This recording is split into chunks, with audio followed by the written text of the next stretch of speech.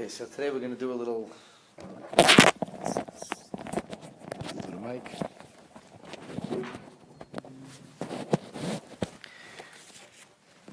Today we're going to do a little plague subdividing.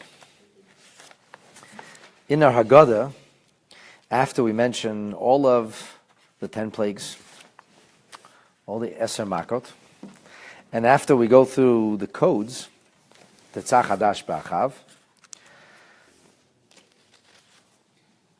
we now begin the final commentary, if you will.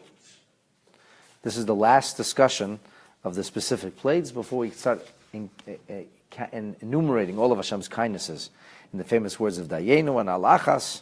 And then we go on to mention Pesach Matzah Maror, and that basically is the end of Magid. And at that point, we begin to praise Hashem and thank Him. So this is a sprint towards the finish now, and we're going to hear the teachings of Rabbi Yossi Haglili, a teaching of Rabbi Eliezer, and a teaching of Rabbi Akiva. Rabbi Yossi Haglili is going to subdivide plagues and give us a ratio of 1 to 5.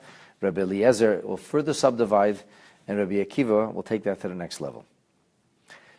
So just a little interesting point. Rabbi Akiva and Rabbi Eliezer lived before Rabbi Yossi Haglili. So presumably, we would follow this in chronological order, when these teachings were developed, right? So first we should say Rabbi Akiva's teaching, and then Rabbi Eliezer's teaching, and only afterwards would come Rabbi Yossi Haglili's teaching. So the Rebbe once explained that the reason Rabbi Yossi Haglili starts this entire discussion is because this introduces us to the idea of plague subdivision. Introduces us to the idea of the 1 to 5 ratio. The 1 to 5 ratio is further developed by Rabbi Eliezer.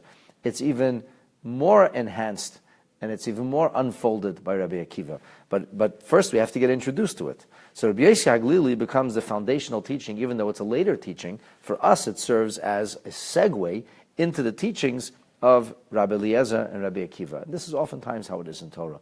As the Torah continues to become developed and Torah continues to become recorded, sometimes a later teaching, which is recorded only a century afterwards, can become the key to unlock teachings that we are going to try to understand from a previous era.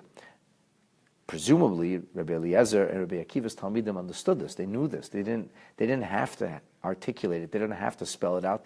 They were only spelling out that which was unknown, that which wasn't well appreciated already. But in Rabbi Yossi Haglili's time, he's spelling things out in a more basic way. And since we're just approaching the subject, so that's why Rabbi Yossi Haglili, a later scholar, becomes the one to herald this idea, this notion. What does Rabbi Yossi Haglili say? He says, Minayin ata omer, how do you know shalaku hamitzriyim b'mitzrayim eser makas? How do you know that the Egyptians suffered 10 plagues in Egypt? Va'al hayom laku chamishim makas. And in the sea, they suffered 50 makot. Now, it's very interesting to point out that this entire business of Rabbi Yossi Haglili now coming and telling us that the Egyptians suffered 10 makot in Mitzrayim, and then they suffered 50 makot at sea, that this does not appear in all the Haggadahs. And the reason is because the night of Pesach is to tell the story of Yetzias Mitzrayim, going out of Egypt. Going out of Egypt culminates the Eser Makot, the 10 makot, which God struck the Egyptians, and then on the morning of Pesach, we left Egypt, and once we left Egypt, we were free.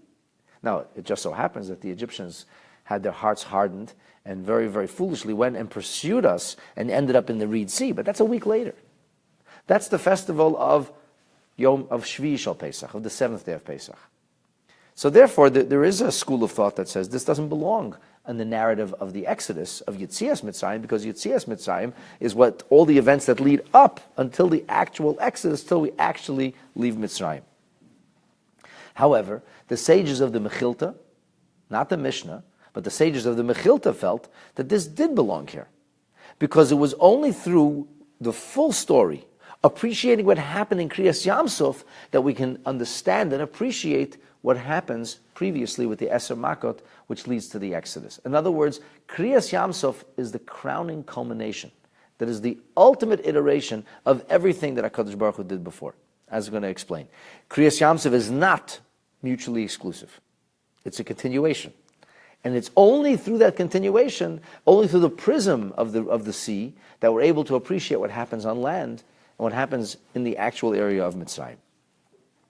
So the Rebbe notes that this is taken from the Mechilta, and he says in the Haggadah of the Rambam wrote an actual Haggadah, the text of a Haggadah. He has a book called Mishnah Torah, which is all the halachas of Torah. He includes the basic outline of a siddur, because there were questions as what we should or shouldn't say, and he includes the text of the Haggadah, because the Haggadah from the times of the Mishnah had been augmented and further developed. And the Rambam in his Haggadah doesn't mention this. The Rambam's Haggadah finishes with the Tzach Hadash B'Achav, and the Rambam's Haggadah then moves into the concept of Dayenu. So the Rebbe notes that even though in the Rambam's Haggadah it's not there, it is nonetheless there in many, many of the ancient Haggadahs. So this is important.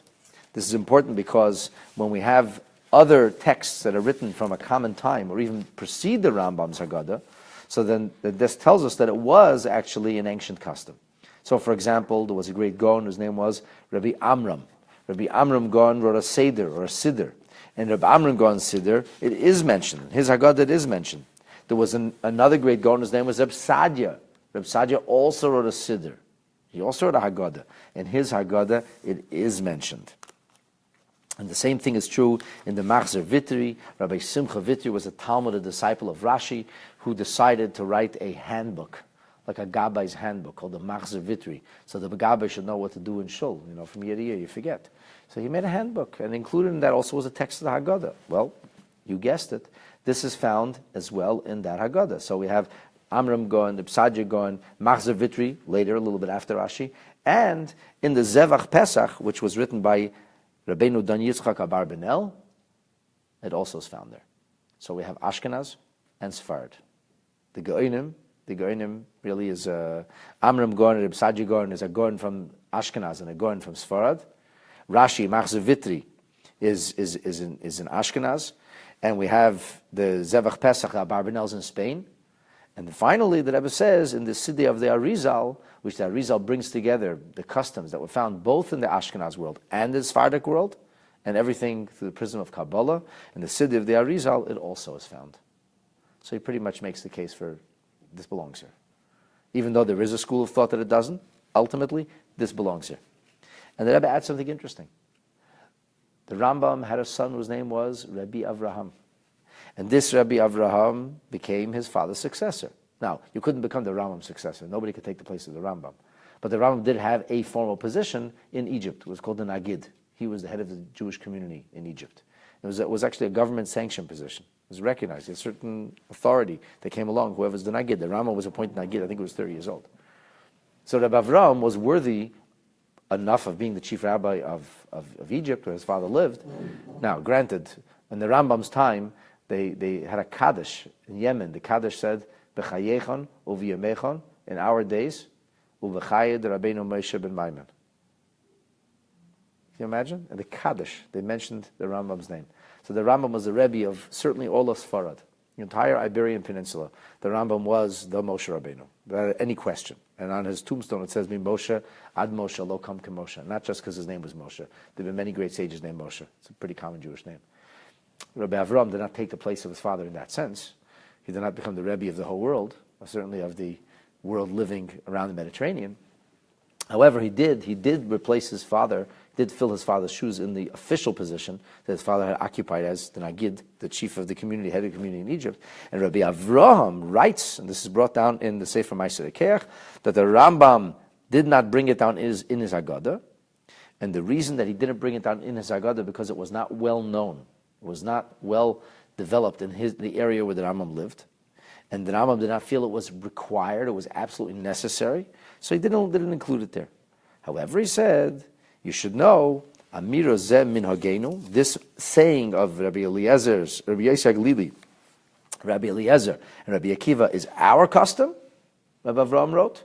Rabbi Avraham wrote, it's minig kadmeinenu, it's a minig of our ancestors, and the minig of Meir Zal Ba'akedim Alei, of my father, of blessed memory, and those who came before him, v'chach me'hamayrav, and the sages of the West, which would essentially be referring to Spain and Northwest Africa.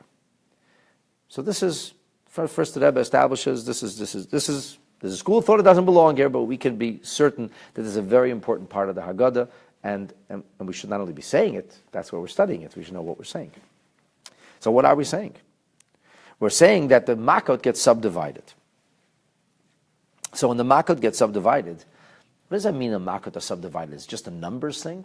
That in Mitzrayim there was 10 Makas, and then in Egypt there was 50 Makas? What does that mean? And then we're going to hear Rabbi Eliezer says, what he says, in Egypt there wasn't just 10 Makas.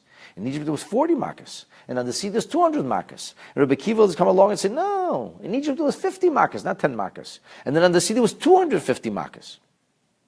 We'll talk about this. So is it just a numbers game? So the Rebbe says, no, it's not a numbers game. And the Rebbe here quotes the Zevach Pesach, the Rabbi Mendel, who says that the truth is that all 10 were in the image of the Makos in Egypt. They were like the Makos in Egypt. That's a basic outline of the Makot. This is the way God strikes. He strikes in 10. So the 10 he strikes in, this was an order. In order to dismantle Mitzrayim, in order to set the Jewish people free, in order to bring about everything about Yetzias Mitzrayim. So that which happened in Egypt was almost in microcosm, even though it was pretty intense. If you've been following the classes of what happened to those Makos, this was no small stuff. And yet, that was only a forerunner of what came on the sea. So it was even more intense in the sea. But it still followed that same basic system, the matrix of 10 Makas, and not just in a numbered fashion, but the specific elements, the dimensions, the persona of the Makos actually unfolded in the Yamazu as well. And that's the point we're going to make over here. Nechleku, he says, leminim rabim al hayam. They forked into many, many individual plagues upon the sea. And this you can see in the Pirush Mishnayos, which is in Avos. And this is not a dispute with what says in Avos Reb Nosson. See, in Avos Reb Nosson, it says over there that Hashem brought 10 plagues in Egypt and 10 plagues on the sea. That's what Avos Reb Nosson says. And in certain versions of Pirkei Avos, it says the same thing. In fact, the version that Alter Rebbe chose of Pirkei Avos also says that. It says that Eser Makis al Mitzrayim and Eser Makis al Hayam, 10 on the sea. And now we have 1 second. Now we're hearing basically says no, it was 10 in Mitzrayim, but it was 50 at sea. And Rabbi Eliezer will exponentially multiply that. And then Rabbi Akiva will continue to further multiply it. So the Rebbe says this is not a dispute, this is not saying something different. Because as Abarbanel explains, the 10 Makot that happened in Mitzrayim were replicated at sea. Only they were replicated in a far greater way. So instead of what was 10 turns into 50. So the Makas get subdivided.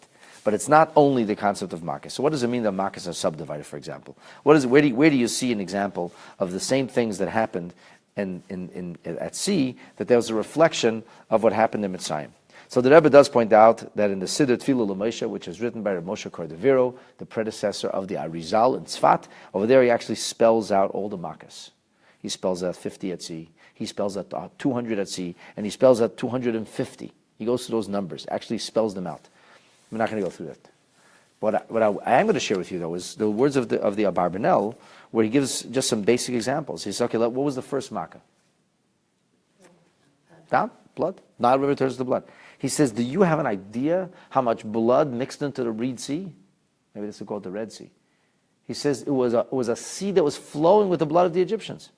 You're talking about 500,000 people died at sea. And he says that the ocean, not a river, the ocean ran red with blood, even more so than the dam that happened in Mitzrayim. So, same kind of thing. Blood in Egypt, blood at sea. Then he says, okay, the next thing. Next thing was Sfardim. Now, when I taught the class on Sfardim, I shared with you that according to many opinions, these were not just frogs, but actually crocodiles, little mini alligators, and possibly other kind of creatures. They weren't all homogeneous. So there was sea creatures, dangerous sea creatures. So now we're in the water. They managed to get there. I know usually crocodiles don't go to salt sea. They only hang out in fresh water, but sea monsters attack them. So these sea monsters with big fangs attack them.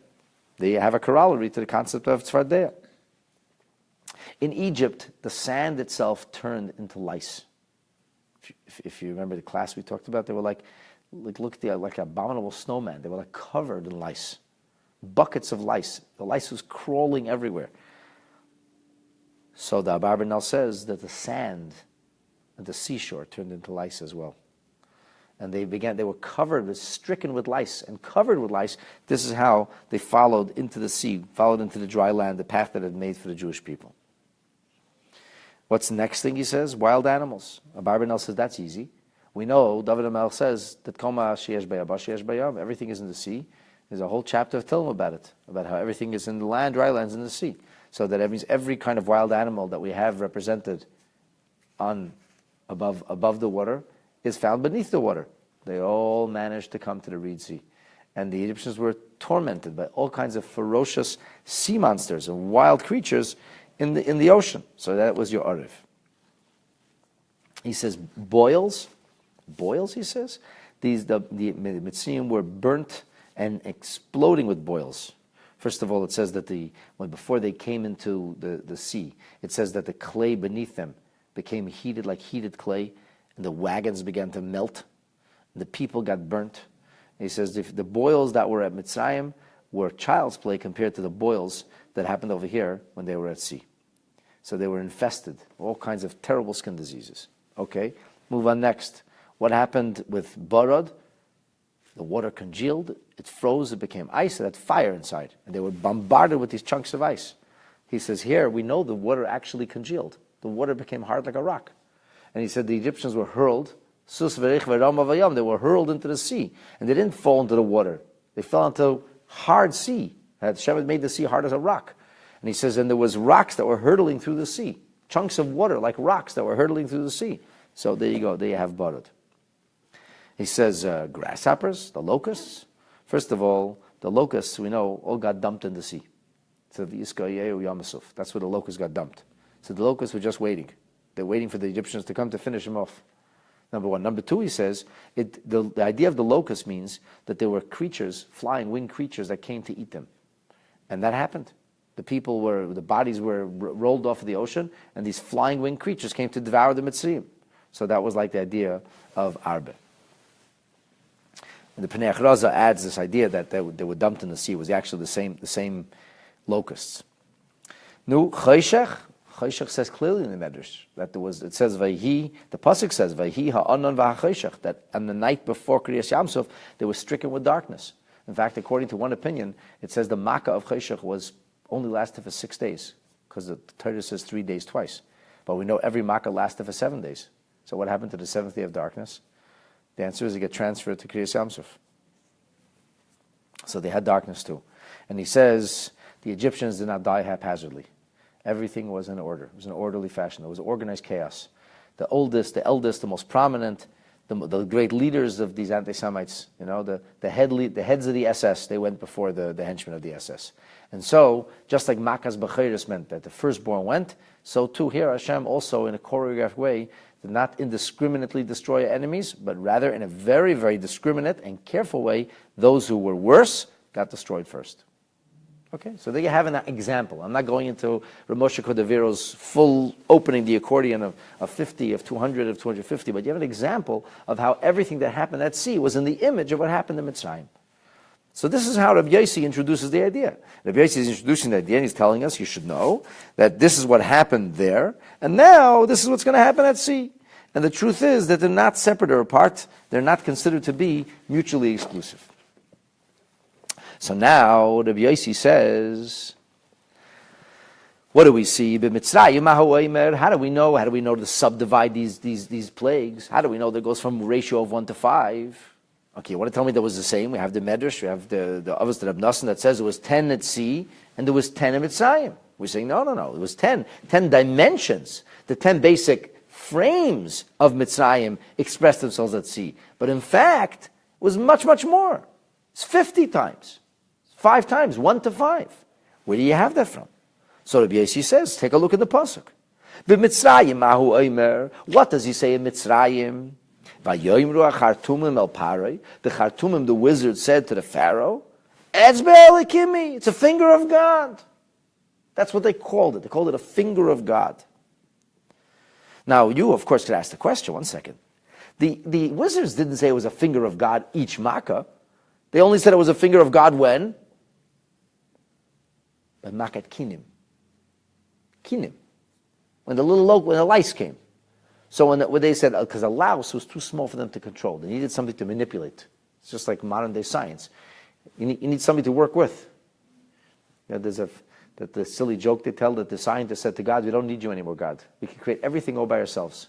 So God says, really? Go ahead, let me see you make a man. So they said, okay. They start gathering dirt. God said, give me back my dirt. And it was the basic matter. So matter is created by Hashem, and then that matter can be manipulated. Now, of course, today we know how to manipulate things on a subatomic level, and we know how to use quantum physics, and we know how to deal with the idea of subatomic molecular structure of the world. Okay, fine. So in those days, they weren't scientifically inclined. They weren't like they didn't have technology as we had, but they were masters of a different art. They're masters of the occult. They were masters of being able to be in touch with the form with the spirit that can dominate form, with the idea of energy that can overcome matter, and they were in touch with that. They were masters of this. So they came to Dam. They replicated. They turned blood into water. They could do that. So it's Tzfardim, they could bring Tzfardim out. Came Kinim. We don't know what's going on here. This is a finger of God, they said. It's a finger of God, because it's so tiny. The louse is so small. So we don't know. We can't understand this. So the Rebbe says, one second. This says by Makas Kinim. How could the Beis Yaglili come and say that by the Makas of Mitzrayim it says what was a Makkah? A Makkah is a finger. Oh, if a Makkah is a finger, and then what's it going to say? What does it say on the sea? Vayar Yisrael, Israel saw as Hayod Haggadah. Hayod. Okay, so if you have a finger, and then you have a yad, what's your ratio? 1 to 5. But the Rebbe says, 1 second, it only says that by kinim. True, it only says by kinim. However, the Rebbe notes that pshuta shel mikrahu, the simple way, if you read the verse straightforward, they weren't saying that it was only this makkah. They didn't say, oh, this one is from God. The rest, don't listen to the rest. This one is from God. What they were saying is, if he could do this, maybe he has like different powers. We don't know what's going on here. Then maybe Dam and Tzfardea were the real deal too. And maybe after that, the other Makkot were also the real deal. So Kinim was indicative of the Makkot in general. It wasn't a commentary on the Makkah of Kinim. What would be the case? What would be the purpose if so?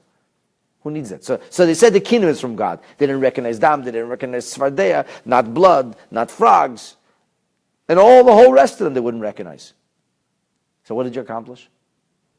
The answer, they did recognize to some degree. But they said it's a finger. Whatever. You don't have to respond to this. Like the Medrash Seichel Tov, they said to the Pharaoh, listen, he's using a finger against us. If he decides to smack us with a hand, we're finished. But in the meantime, it's fingers. Fingers we can deal with. Fingers nicht gefährlich. So therefore, we say that this idea of a finger is a euphemism. It's a metaphor for a mini makkah, which there's no mini makkah, but imagine. That they said is a finger. And here it says, and we know that every metaphor in Torah is exact. Every metaphor in Torah is exact. So then the yad, the finger ratio to hand, the 1 to 5, applies fully over here. In Mitzrayim, they had a finger, it was a finger, so to speak, and on the sea, it was a hand. And the emphasis here is not that there's a finger, every makkah is a finger. Because if every makkah is a finger, what would the ratio be then? No, actually, good. That works out, right. That ratio works out perfectly. That's not what I meant to say. Okay, let's leave that aside. Now, moving forward. This Rebbe quotes actually from the Rabbi Mendel from the Zevach Pesach. But here is the next interesting question. Who said these words? Who said Etzba Elikimi? The Khartoumim said it. Where did they say it? So it says right there, it puts in Haggadah. Shmois Ches Tezvav. You take a look on the 8th chapter, the 15th pasuk, and it says, Vayoyma HaChartoumim. The Khartoumim said Al Pare Etzba Elikim. It's a finger of God. So they become our teachers, these Khartoumim, these necromancers, wizards, freak jobs who are like idolaters to the nth degree. They're going to tell us, they become our guide, they become our inspiration. It's through them we learn Torah. How does that work? So it's interesting that Rashbam, on his commentary there, says, Etz Belikim, he says, Makas Medina. This is something global, he says. This is not like a little provincial thing. This is a global thing. Global meaning it's across the board. This is it's not a domination of a detail of matter. This is a domination of existence. Whoever's doing this is dominating existence. Makas Medina, they said. It's not through their hands, because their hands, they can manipulate or dominate something. They can control an element, a sliver, a piece of God's world. But this is ultra dominance. This is full dominance. It's not al yedehem. If they were just using what we're going to call black magic or this other occultic energy, if they were using that to try to bring about a difference, that we could do this too. They were so certain about their ability in wizardry. They said, if it can be done, we can do it. If it can be done, we do it. If we can't do it, it's not this profession. It's something else. We don't know what it is, but it's not this. Now, listen to the words of Rashbam. What is Rashbam telling us? He doesn't say he doesn't explain this as a finger at all. And actually, Rashbam is developing what Rashi says. Rashi's words are, Maka zu eina idei kshafim. This Maka is not through kishuf, but it's me'es hamakim. It's from God. Now let's contrast that with the idea of Vayar Yisrael Asiyah Dagdela. As Yad Agdoila, the great hand, which the Jewish people saw, Rashi says, as Hagvura Hagdoila, the great might, Sha'asa Yodoi Shal HaKadosh Baruch Hu, that the hand of God did. And Rashi goes on to say, the Har B'Lashenis Neifa Lashon Yad. There are many euphemisms, many anthropomorphisms that are employed with the idea of a hand. So when it comes to the finger, Rashi doesn't talk about the finger as being Har B'Lashenis. There are many ways in which you use a finger. He doesn't even speak about the finger of God. When it comes to the hand, he speaks about the God. When it comes to the finger, he doesn't speak about the finger of God. What does he speak about? He speaks about the fact that it's makazu ein aidei kshafim. The point they made was it's not through the idea of black magic. It's not wizardry. We don't know what it is. It's not somebody using matter to dominate it and to manipulate or twist it. It's something else over here. Me'esam makim, right? Like Rashbam further develops that. Makas medinihi. Ein al yedeim. And Rashbam adds, how are they so certain? Because, trust us, if it was wizardry, we'd be there. It can't be done. We're telling you this can't be done. So if we take that approach to it, did they actually ever say finger? Think about it. Did he ever say finger? They never said finger. If they never said finger, whose words were those? One could argue that those words are not the words they used. By Yomer HaChartumim, we don't emphasize the idea of finger. Moshe Rabbeinu wrote the Torah down, the way Hashem told him to write the Torah. The word chosen was finger, but that's Hashem telling Moshe what to write. Because neither Rashi nor Rashbam nor the other Mefarshim emphasize the idea of a finger. That's a euphemism. So it's a Torah euphemism. It's a Torah euphemism. It's not what the wizards were saying. It's how it's being interpreted through Torah parlance. Through Hashem's Torah, the word used to describe their sentiment is a finger. Well, if so, it's not really such a challenge then to what we're saying. What are we sitting and studying and analyzing the words of the wizards? No, we're not. We're analyzing the Torah. And since the Torah uses the word finger there, and the Torah uses the word hand later on, since the Torah chooses finger versus hand, hand versus finger, so from there we can derive the ratio of 1 to 5. And that kind of makes sense. Because you see, there's a very big difference between the way the Pashtani HaMikra are describing finger and the way they're describing the concept of hand. So now, moving right along, why do we need their testimony then altogether? Why bother with their testimony? Why did Hashem have to include their testimony? Number one. Number two, if you take a look only a little bit later, Moshe Rabbeinu himself says to the Egyptians, he says to them when it comes to the Makkah, when it comes to the pestilence, what does he tell them? He says, Hine hoya yad Hashem. Hine yad Hashem hoya b'miknecha. in verse 9, chapter 9, verse 3, he says, Yad Hashem is going to be. Moshe Rabbeinu himself uses the terminology of hand. So why don't we say it's the same thing? Hand, hand. Hand in Mitzrayim, hand at sea. And yet we emphasize finger in Mitzrayim, hand at sea. So this is a really good question. I think it's a good question. The Maaseh Hashem says a gewaldige answer to this. He says, in Mishlei, there's a pasuk that goes like this. In the 14th chapter of Mishlei, pasuk Yud, verse 10 says, Leiv Yodea Maras Nafshe. The heart knows the illness or the bitterness of one's own soul. The Gemara in Yuma, Meseches Yuma, page 81 says, Omer Rabbi Yanai, Chayla Omer Tzarich, the sick person, the patient says, I need, for example, it could be a halachic question. Do they have to eat on Yom Kippur? The doctor says, you don't need to eat. You'll be just fine. You could fast Yom Kippur. Reifa Omer Ein Tzarich. So what's the halacha? The patient says, I need to eat. The patient says, I need to eat this non-kosher food. Doctor says, doesn't need it. It's not true. He doesn't need it. I mean, if he wants it, maybe you can do whatever you want. But from a medicinal perspective, scientifically speaking, it's not necessary.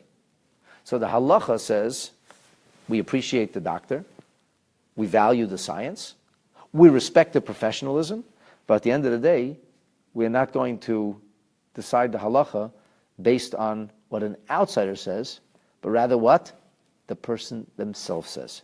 So the Gemara says, Shoimin l'choila. We listen to the person who's not well. Well, why? When it comes to a person, your own perspective is always going to be skewed. We never have a clear perspective of ourselves. We're always jaded. So the Gemara says, my taima, what's the reason? And that's the Gemara's question. Doesn't make sense. Why would you listen to the person? Listen to somebody else. Somebody outside is going to be able to give you a more honest assessment. So the Gemara says, we know it from a pasuk. Because Leiv Yodea Maras Nafshe. The person who's experiencing it knows it better than everybody else. You can't tell a person who's experiencing what they're experiencing. They know what they're experiencing. There's no substitute for the actual experience. So, based on this verse, tell me who's going to have a better perspective of what went wrong in Mitzrayim, of what they were feeling. If they were feeling a finger or feeling a hand, who's going to know better? The Egyptians will know best. And when the Torah chooses a simple word, like just an iconic concept, to portray and personify what the wizards were saying, what does the Torah choose? Etzba, the finger. The Torah doesn't choose hand. Moshe Rabbeinu threatens them, the hand of Hashem will be upon you. But they said, we felt that. To us it felt like a finger. It didn't feel like a hand. So we actually have to take that more seriously. Because even though Moshe is a bigger professional, Leiv Yodea Maras Nafshe, they were the patient, so to speak. They were the sick one. They were being afflicted. This is how it felt to them. And so, the Torah describes it as etzba, as a reflection of their sentiment. And then the Torah describes later, Kriyas Yamsuf as, Vayar Yisrael, the Israelites saw. They couldn't tell you what the Egyptians were feeling anymore, because they weren't anymore. There weren't no Egyptians left to talk anymore. So the Yar Yisrael, what did Israel see? They saw Yad Hashem. So the fact that the Torah chooses to convey and to portray the plague in Mitzrayim as a Yad, as a etzba, as a finger, and in Kriyas Yamsuf as a Yad, gives us this inkling of the 1-to-5 ratio. And that was the Torah Shabbat, the oral tradition that's passed down, and that's articulated by Rabbi Yossi in his time. Maybe something which they knew about before, but nobody ever had to articulate it. And now we have to articulate it. So he says, Ala Mitzrayim, what do they have? An etzba alikim, Ba'al Hayom, and on the sea, they had this Yad Hashem. As it says, Vayiru ha'om es Hashem, Vayaminu ba'Hashem over Moshe Avdei. They saw that. What did they see? Seforno says on the pasuk of Asa Hashem Mitzrayim, Madvei Mitzrayim, the illness of Mitzrayim. Right, go back to the Gemara in Yuma. The illness, the sickness, Harayim, the evil things Shalaku Ba'Malayam that they received. So Israel was doing a up close now analysis, not somebody predicting this what's going to happen. They came and they actually saw it. They didn't feel it; they saw it. So they saw it. They said, "Wow, we saw that, and we saw this. This is a hand. If that was a finger, this was a hand." So they weren't maybe leiv yedei maras nafshe. They weren't actually feeling it, but this is first-hand reportage. They saw both examples. Here's the words they used to describe it last time. Here's what's used to describe the way they saw it this time. So therefore we say, there we saw a finger, here we saw a hand, ratio of 1 to 5. Kama laku be'etzba. How many did they receive, so to speak, by finger? The answer is, they got eser makas, 10 makas. Says if so, I can say from here, B'mitzrayim laku eser makas. In Egypt they got struck 10 times.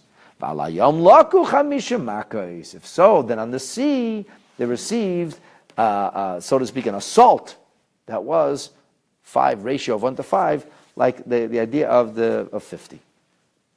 And it's very interesting. The Bali Ataisva say like this.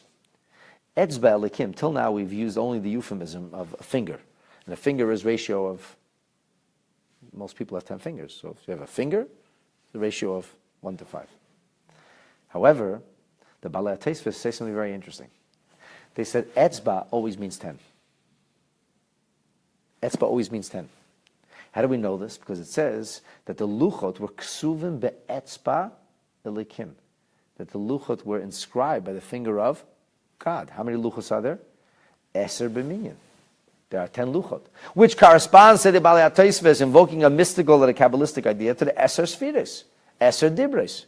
So they say, therefore we know that finger is euphemism for a makas. We know that refers to the 10 makas. And therefore here's a hand, so that means here that's referred to finger, here it's referred to hand. So in other words, in the Balei HaTosfos perspective, it's not the way we learn Pshat, like Rashi, the Rebbe quotes the Rabbi Mendel, Pshuta Shol Mikra is that it's one finger, 1 to 5 ratio, and each of the makot was like a finger. So each of the makot was like a finger, and each of the makot at sea was like a hand. There you go. So then it works out to you. You have a 1 to 5 ratio. However, according to the Balei HaTosfos, they're saying a different thing. This is not Pshuta Shol Mikra, but on a deeper level, you could also say that the idea of etzba represents 10. So if the idea of etzba represents 10, that would be at sea, and then we at Mitzrayim, and then we have at sea the idea of Yad Hashem, of a hand of Hashem. So there you go. You do your math, and you end up with a ratio of 1 to 5, a vastly upgraded and enhanced and intensified experience at the Yam Suf. But nonetheless, in the image of the makkos that were experienced in Mitzrayim, which just really dovetails into what we learned about last week. If you remember, I shared with you on the idea of the tzachadash ba'achav, that it corresponds to 500, has the numeric equivalent to 500. And I told you last week, and this is my own words, but I think this is the basic essence, that according to, from that prism, from that vantage point, the tzachadash ba'achav becomes the bridge between Mitzrayim and between what happened at sea. Right? Because Rabbi Yisrael talks about 50, Rabbi Eliezer talks about 200, and Rabbi Akiva talks about 250. 250 plus 50 plus 200 is 500. Except the Tzachadash B'Achav ends up being 501. And one answer is the gematria doesn't have to be exact. One off doesn't take off a gematria. And the other answer is the 1 is for the etzba. 1 is an etzba. So the etzba of 1 gets ratio subdivided and ends up being 500 al hayom, or at least discussed in the terminology of 500 al hayom. Anyway, the bottom line is we've established that the principle that Rabbi Yisrael introduces here is cardinally important to the night of Pesach also, even though the Mishnah doesn't include it. The Mechilta's perspective here is the one we follow, and that the makot at Mitzrayim were fully unfurled only later on at sea.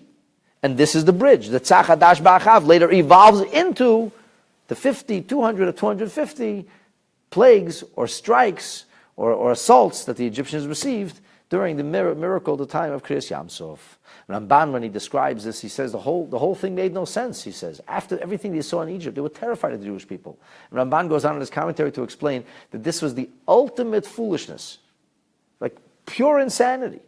And he said, you imagine how hard Hashem had to make his heart? Hashem made Pharaoh's heart hard to withstand, to weather 10 makos. Can you imagine how hard his heart had to be able to have the chutzpah now to head out to the Kriyas Yam Suf?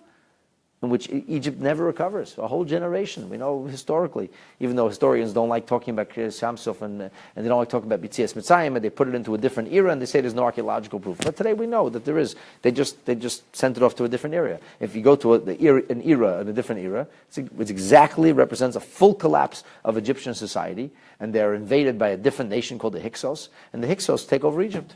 And Egypt doesn't recover. It takes a whole generation till Egypt recovers. That would not have happened if not for Kriyas Yamsuf. But after Kriyas Yamsuf, it was finished. There was no armed forces. There was no leadership. There was no nobility. There was no king. There was nothing left. It was a full collapse of society. So this is the whole idea of the Makot, says Ramban, is the idea of Hashem hardening the heart. And why does Hashem harden the heart? In order to show His miracles in Mitzrayim. How much more so Hashem hardened the heart of the Pharaoh to take him and all of his officers and all of his cavalry and everybody and bring them outside of Mitzrayim in pursuit of the Jewish people, so there would never be any fighting force that could later threaten or pursue the nascent nation as it made its way into the Holy Land of Eretz Yisrael. Even though generations later Mitzrayim does become trouble for us again, but for a very long time we never heard a word from Mitzrayim. They didn't have a peep out of Mitzrayim. Why? Because Hashem hardened the heart of the Pharaoh 50 times as much. 200 times as much, or 250 times as much, so that he should be able to follow him out to sea, and that's where these intense makos are meted out, finishing off Mitzrayim forever, as Moshe Rabbeinu says to the Jewish people in the moments before Kriyas Yamsuf, Kasher Yisem es Mitzrayim, the way you see Mitzrayim Hayoim, Leisasifu L'Roisam Adelim, you're never going to see him again. This Egypt is finished, done for. And then of course Kriyas Yamsuf happens, and the plagues unfold, and the rest, as they say, is history. So now you have an idea of Rabbi Glili, you have a concept of the development of how the exorcist works, and now we're going to see Rabbi Eliezer and Rabbi Akiva take a different perspective, because they take a different perspective, not at the math being done here, not at the subdivision methodology, but they take a different perspective at the Makas of Mitzrayim. And because they take a different perspective, they're going to go subdivide backwards now. But now we've done a 1-to-5 ratio. So we subdivided from Mitzrayim into sea. From 10, we did 1-to-5 ratio, we did 50. Rabbi Eliezer is going to go say, let's go back to Egypt again. Let's take a look at that 10 again, see if it was really 10. And he's going to come up with the number, not 10, but the number 40, which is going to result in 200. And Rabbi Akiva is going to take us all the way back and say, if you look really carefully, it's not 4, it's 5. So if we use that ratio, the logic of Rabbi Glili, which articulated later, but that logic which was already there before, if we're going to use that, once we use that principle, we end up not with 200, but in the end with 250. What kind of machlekes is this? What's the difference if why would you call it 4 or 5? Nobody says 3. Nobody says 2. Only 4 or 5. Why 4 or 5? What does it mean? Why not 6?